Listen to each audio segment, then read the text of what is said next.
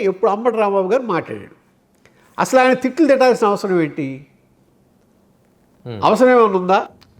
లేదు కదా. నీ వాదన మీరు వాదన వినిపించుకోవాలి, లేకపోతే ఎవరైనా వచ్చి నేను క్వశ్చన్ చేస్తారు, చేసినందుకు నువ్వు మాట్లాడాలి. అంతేగాని ఒక రాజకీయ నాయకుడు అయ్యండి, ఒక మాజీ మంత్రి అయ్యండి, ఒక పబ్లిక్ ఫిగర్ అయ్యండి, నువ్వు బూతులు మాట్లాడేవంటే, అది కూడా సాక్షాత్తు ముఖ్యమంత్రిని మాట్లాడేవంటే దాని వెనక ఉద్దేశం ఏంటి? దాన్ని ఏది మనం వెనకబడిపోకుండా హైలైట్ అవడం ఒకటి, ఇష్యూని డైవర్ట్ చేయటం ఒకటి. ఈ రెండు ఉద్దేశాలతోనే కదా చేసింది. క్యాస్ట్ బేస్డ్ రాజకీయాలు చేయటం ఒకటి. ఇప్పుడు ఒక చూసాం కదా, ఇప్పుడు పవన్ కళ్యాణ్ గారు ఉన్నాడు, ఇంకొకళ్ళు ఉన్నారు. అంటే ఇక్కడ ఒకటి దురదృష్టం ఏంటంటే, ఇప్పుడు ఒక ఏదన్నా ఒక కులానికి సంబంధించి అగ్రనాయకులు అనుకోండి, సపోజ్ మీరు ఇక్కడ నేలబారు నాయకులు ఆ కులానికి ప్రతినిధులు కాదు. ఎప్పుడు కాపులంటే చాలా చాలా గొప్ప వాళ్ళు ఉన్నారు. ఇది ఉమ్మడి మెడ్రాస్ స్టేట్కి సీఎంగా చేసిన వాళ్ళే ఉన్నారు. తర్వాత పెద్ద పెద్ద ఇది ఉన్నాళ్ళు ఉన్నారు. సీకే నాయుడు క్రికెట్లో టాపు. అట్లా ఇది ఈ సినిమా రంగంలో కానీ ఎస్వి రంగారావు కానీ, లేకపోతే ద్వారపూడి మెగాస్టార్ చిరంజీవి, అది చిరంజీవి గారు లేటెస్ట్ అనుకోండి. అట్లా చాలామంది ఉన్నారు. అలాగే ఎస్సీల్లోనూ అలాగే ఉన్నారు, రెడ్లోనూ అలాగే ఉన్నారు. అన్ని కులాల్లో వాళ్ళని వదిలేసి మీరు ఇట్లా ఏది బూతులు తిట్టేవాళ్ళని, వాళ్ళని కులానికి రిప్రజెంటేటివ్గా చేసుకుంటే ఏమనుకోవాలి దాన్ని? అంతేగా. దానికి ఎట్లా అవుతుంది? వాళ్ళు ఎట్లా కులం రిప్రజెంటేటివ్స్ అవుతారు? గౌరవప్రదమైన నాయకులు కులానికి రిప్రజెంటేటివ్స్ అవుతారు ఎప్పుడు, ఏ కులానికైనా సరే. అంతే కదా. ఏ కులానికైనా రిప్రజెంటేటివ్స్ ఎవరంటే గౌరవప్రదమైన వాళ్ళు. ఏ మతానికైనా రిప్రజెంటేటివ్స్ ఎవరంటే గౌరవప్రదమైన వాళ్ళు.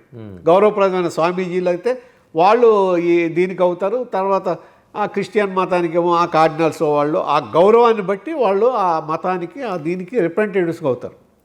అది వదిలేసి మీరు ఇట్లా ఈ విధంగా ప్రవర్తించే వాళ్ళని ఏంటి? ఆయన దేంట్లో అరెస్ట్ అయ్యాడు రాంబాబు గారు? ఒకటి ముఖ్యమంత్రి గారిని నేను ఇప్పుడు అదే అడుగుతున్నాను. ఆయన condition bail, court condition bail ఇచ్చింది, సాక్షులను ప్రభావితం చేయకూడదు అనేటువంటి కండిషన్ పెట్టింది.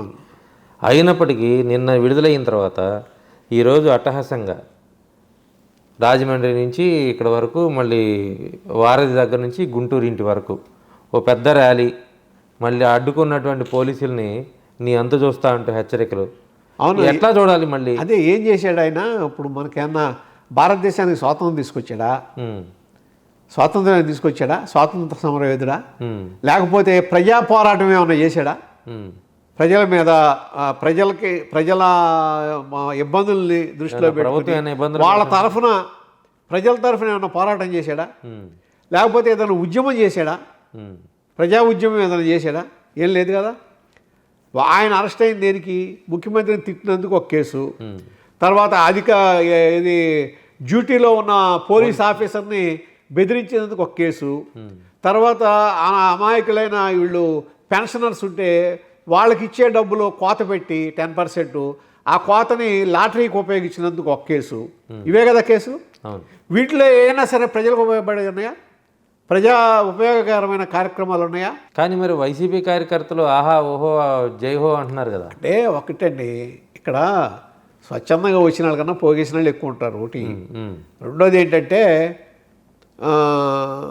ప్రతి పార్టీకి కొన్ని లక్షణాలు ఉంటాయి. అంటే డిఎన్ఏలు ఉంటాయి. ఇప్పుడు కమ్యూనిస్టులు ఉన్నారు, సపోజ్ పోరాటం. అట్లాగే టీడీపీ ఉంది, ఒక బాధ్యతాయుతంగా ఉండటం. బీజేపీ ఉంది, వాళ్ళ హిందుత్వం ఇది. అట్లాగే జనసేన కూడా ఆయన చాలా కంట్రోల్గానే పెట్టుకుంటున్నాడు ఆయన.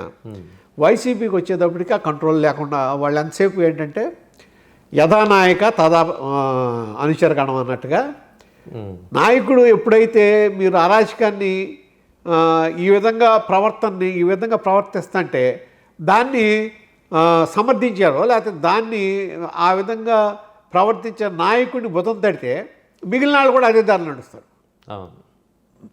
ఇది కరెక్ట్గా కావచ్చు, మన నాయకుడిని ఆకట్టుకోవాలంటే, లేకపోతే రేపు మనకు పదవులు రావాలంటే, లేకపోతే రేపు మనం ఏదైనా గవర్నమెంట్ వస్తే మళ్ళీ మనకి ముఖ్యమైన పదవులు రావాలంటే ఇట్లా ఉండాలి అనే దాని మీద ఒకళ్ళ మించి ఒకళ్ళు ఓవర్ యాక్షన్ చేస్తారు.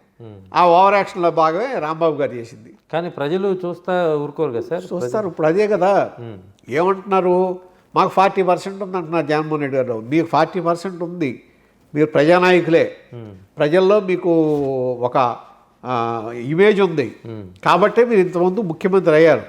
కానీ మీరు చేసింది ఏంటి, ఆ ఇమేజ్ని మీ చేతులారా చెడగొట్టుకున్నారు. ఆ 40% చాలదు గెలవడానికి. తెలుగుదేశం పార్టీ 2019లో ఓడిపోయినప్పుడు కూడా 40% ఉంది వాళ్ళకి, ఉంది కదా. అవును. కానీ ఆ 40% మీరు గెలుపుకు చాలదు. న్యూట్రల్ పర్సన్స్ ఉంటారు 20%. న్యూట్రల్ పర్సన్స్ ఏం చూస్తారు, న్యూట్రల్గా ఉండేవాళ్ళు, మేధావులు, లేకపోతే చదువుకున్న వాళ్ళు, కొద్దిగా మంచి చెడు విచక్షణ చూసేవాళ్ళు, మధ్యతరగతి కుటుంబీకులు. ఆ విచక్షణ చూసేవాళ్ళు ఏంటంటే ఈ తరహా బాధ్యతాయుతంగా లేని ప్రవర్తనని వాళ్ళు సహించరు. మీరు ఎప్పుడైతే గతంలో మీరు వైఎస్ఆర్ కాంగ్రెస్ పార్టీ అధికారంలో ఉన్నప్పుడు వాళ్ళు చేసిన అరాచకాలు అవే వాళ్ళ పతనానికి కారణమైనవి. ఎందుకంటే ఒకటి చేయమంటే 10 చేస్తారు కింద కేడరు వాళ్ళు. ఇప్పుడు మీరు చూడండి, ఆ సుధాకర్, డాక్టర్ సుధాకర్, ఆయన మీద చేసిన ఇది, ఇక్కడ అమరావతిలో ఎస్సీ ఎస్టీ రైతులు సంఖ్యలేసి నడిపించిన విధానం, అమరావతినే కాదు ముందు అవునని చెప్పి అమరావతిని కాదన్న విధానం, అట్లాగా ప్రజావేదికను కూలగొట్టిన విధానం, అమరావతిని పోలవరాన్ని నిలిపేసిన విధానం, అనంతబాబు ఇష్యూ ఇవాళ వచ్చింది. అనంతబాబు ఆ డ్రైవర్ సుబ్రహ్మణ్యం చంపినప్పుడు ఆవిడ భార్య కూడా, ఆయన భార్య కూడా దాంట్లో పార్టీగా ఉందని చెప్పి అతన్ని నీ పక్కన కూర్చోబెట్టుకుంటున్నాం. ఇటువంటివన్నీ ఏంటంటే ప్రజల దృష్టిలో నాయకత్వం మీద ఒక విధమైన ఏంటి వీళ్ళు ఇంతే, వీళ్ళు మారరు, వీళ్ళు వస్తే రేపు అరాచకం అవుతుందనే ఒక విధమైన భయం క్రియేట్ అవుతుంది. అదే భయాన్ని కంటిన్యూ చేస్తున్నారు ఇప్పుడు కూడా. అంతేగాని కాదు అది తప్పు, ఆ రోజు జరిగింది తప్పు, మేము మారామంటే తప్ప మీ పక్క మళ్ళీ ప్రజలు చూడరు, అది వాళ్ళు తెలుసుకుంటా. కానీ సహజంగా ఇప్పుడు అంబటి రాంబాబు ఒక మాజీ మంత్రిగా పనిచేశారు, అడ్వకేట్గా కూడా ఆయన కొంతకాలం ప్రాక్టీస్ చేశారు, చదువుకున్న వ్యక్తే. కానీ చట్టాన్ని పదే పదే అతిక్రమిస్తూ చట్టంలో ఉన్న వాళ్ళని తిట్టడం, అదేవిధంగా ప్రభుత్వంలో ఉన్న వాళ్ళని తిట్టడం, ఇప్పుడు ఈరోజు కూడా పోలీసులతో దుర్భాషలాడటం, లేదా టోల్గేట్ దగ్గర నన్ను పంపించకపోతే, నా వాళ్ళందరినీ పంపించకపోతే ట్రాఫిక్ మొత్తం ఆగిపోద్ది, ఈ తరహా అంటే మార్పు రాదు. అది హీరోయిజం అనుకుంటున్నాడు ఆయన. ఏంటంటే ఈ బెదిరింపులతోనే జనం మన వెనకమాల ఉంటారు అనుకుంటున్నాడు. కానీ ఆ వచ్చిన జనం అంతా ఈయన మీద అభిమానంతో వచ్చిన వాళ్ళు ఏముంటారు, పార్టీ మనుషులు ఉంటారు, అభిమానం ఉన్నా లేకపోయినా నాయకుడు వస్తున్నాడు కాబట్టి వెళ్ళాలనుకునే వాళ్ళు ఉంటారు, ఇవన్నీ ఉంటాయి. కానీ అల్టిమేట్గా మీకు ఒకటి మర్చిపోతున్నారు, 50% పైన లేడీ ఓటింగ్ ఉంది, మహిళల ఓటింగ్ ఉంది.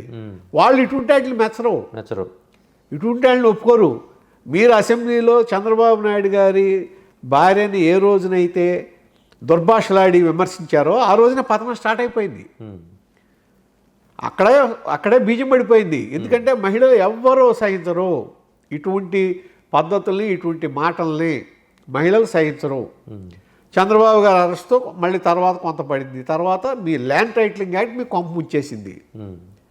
జరిగిన విషయాలన్నీ దీనికి ఉదాహరణ మీకు కరెక్ట్గా 2024 ఎలక్షన్ ముందే 3 ప్రాంతాల్లో 3 ఎమ్మెల్సీ ఎలక్షన్ జరిగినాయి. 3 ఎలక్షన్లు టీడీపీ గెలిచింది.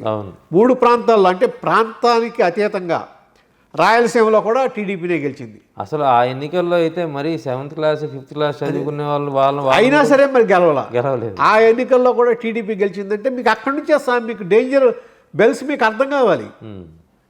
పరిపాలన చేసే వాళ్ళకి డేంజర్ బెల్స్ ఎక్కడ మోగుతున్నాయో అర్థం కావాలి. అక్కడే డేంజర్ బెల్స్ స్టార్ట్ అయిపోయినాయి.